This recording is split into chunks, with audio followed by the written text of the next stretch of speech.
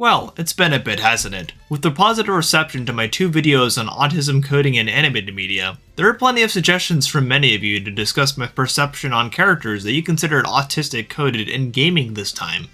There are a number of suggestions I had never even heard of, and also many games I had never played myself before, hence why this video took longer to come out. I hope you enjoy what I have to say on each of these characters and games. I had a lot of new discoveries to be made this time, and it was a lot of fun. If you want to see more content like this, be sure to subscribe. We're very close to 2,000 subscribers now as of me making this video. But without further ado, let's discuss why autistic representation in gaming is almost perfect, but still has a few flaws. The first character I was directed to was May from Night in the Woods, which is one of the few characters on this list whose game I have played. May is an interesting one to me, since some traits I see in her I feel may belong to a different type of neurodivergency, such as her recklessness and desire to seek adrenaline-fueled experiences on a whim. However, she definitely does portray some very clear autistic symptoms to me as well, namely her hyperfixations with the supernatural, such as witches and ghosts, and also her tendency to very bluntly speak her mind, even during times when it may not be received well. She also has issues reading those around her, which, as someone who's autistic myself, I feel this very much. If someone is attempting to be passive-aggressive to her, she won't pick up on it, at least not right away, which is something I've had myself happen many a time in the past. But by the end of the game, she becomes comfortable with who she is, and chooses just to enjoy her life as it is, without trying to chase adrenaline or change herself. She is just happy to be the person she is. And that is a very good message that comes off very authentically in a game like this. So yes, May is probably one of the shining examples of an autistic coded character in a video game. Another character many people suggested to me while this video was being developed was Luigi from the Mario series, which, admittedly, I'm not so sure I understand this one. I'm wondering if it is because Tails was a character I mentioned on my initial animated autism video, but to me anyway, I think Tails is a lot easier to identify as autistic coded than Luigi. Tails is definitely more fleshed out in his games, and to a lot of people, myself included, showcases many neurodivergent type traits, namely his hyperfixations and other things. Luigi barely even talks in the games he stars in, so there isn't really much to glean from anything he says about any hyperfixations he might have. Overall, I don't really see any particular neurodivergent coding in Luigi, but if you think there's something I missed, feel free to let me know in the comments. I'd love to hear other perspectives on this, as long as you keep it respectful, of course. 2 other suggestions I was surprised to see were Kiyotaka and Gundam, both from the Danganronpa series of visual novels. These, I also admittedly have a hard time seeing as autistic coded, or anything akin to that, at least for one of them. Let's start with Kiyotaka, who hails from the first Danganronpa game. He is very headstrong and communicates loudly oftentimes, and often has trouble recognizing how he may come across to others. Because of this, I can sort of see why people might see him as autistic coded, as he is also very routine based and wants to stick to a lot of the same behaviors for himself. However, the trouble I have with him seeing a character such as himself as autistic coded is how he sees himself as a leader and is immediately incredibly headstrong and confident. I would say for myself, being autistic, I don't really see myself doing like that in situations like this. And I know other autistic people who do think the same. A lot of us might get overstimulated in a situation like the one Kiyotaka is put into, where a literal robot demon bear is threatening to kill him and about a dozen other kids, and perhaps melt down. So I don't really see Kiyotaka as being completely autistic coded, although I can see where this might stem from for people. For the other Danganronpa character, Gundam, I actually do see a lot more autistic coding in him in particular. Gundam is a character that appears in the second Danganronpa game and has a lack of social awareness, much like Kiyotaka, and is also very loud too, often acting very over the top, like a cartoon villain of some sort. However, in his case, this seems to stem from feeling left out and alone oftentimes, which, while not obviously the ideal way to handle this, is a feeling many neurodivergent people like myself often feel, since really, we are always going to think and behave in a different manner to a neurotypical person.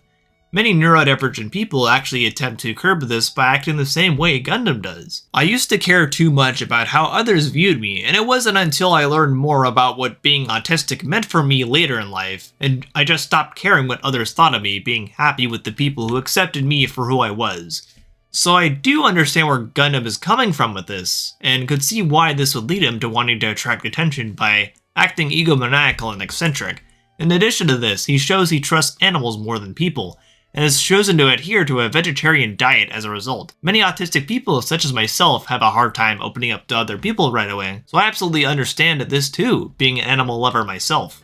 So I would actually say, while Kiyotaka I don't see as autistic coded, I do think Gundam could be seen as such, and it's actually pretty well done too. Was pleasantly surprised with one of these picks at least. For another character I'd like to discuss, I want to bring up Symmetra from Overwatch. I have seen a lot of people saying Symmetra is autistic, and it seems this was confirmed by Blizzard themselves.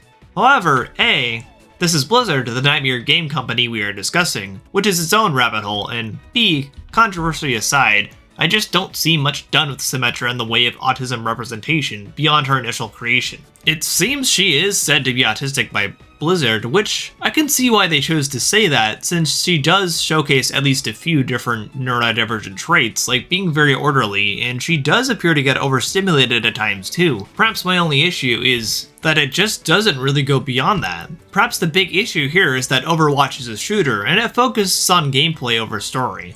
If this is a more story-focused game, I could perhaps see more development being put on a character like this, but unfortunately this isn't really what Overwatch is.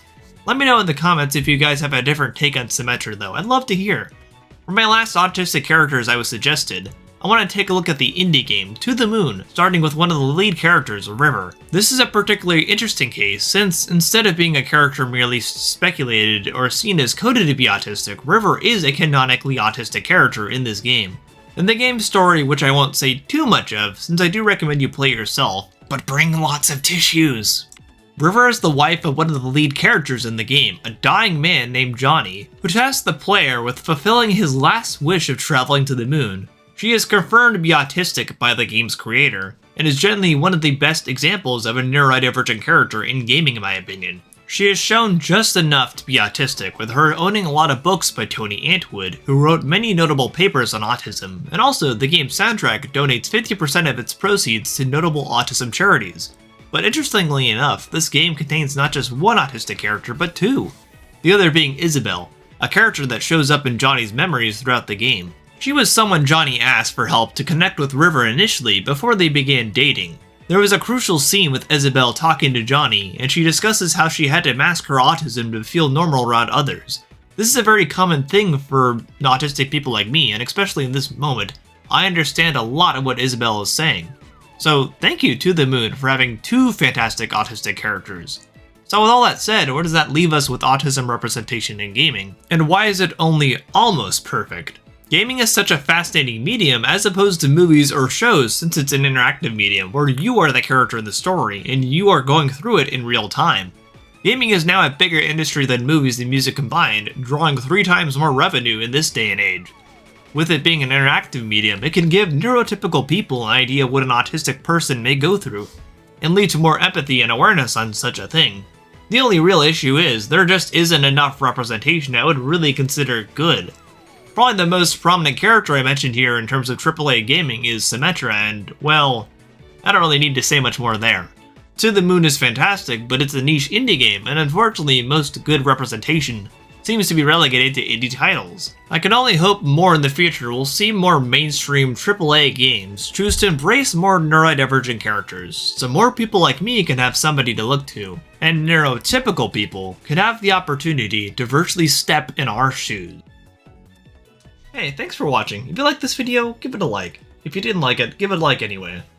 I'll be flying out to PAX East this coming Wednesday, so this will be my last video for a bit, as I'll be preoccupied there in Boston. If you see me there, if you're there at PAX East, be sure to say hi. I don't bite much. My socials are down in the description below. I usually go live 4 times on Twitch a week, although obviously this week with me being at PAX will be different.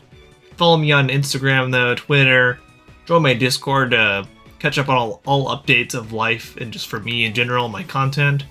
But yeah, thanks for all the positive support on these autism videos, y'all. It's a very personal thing for me, and I'm really happy to see it's resonating with so many people.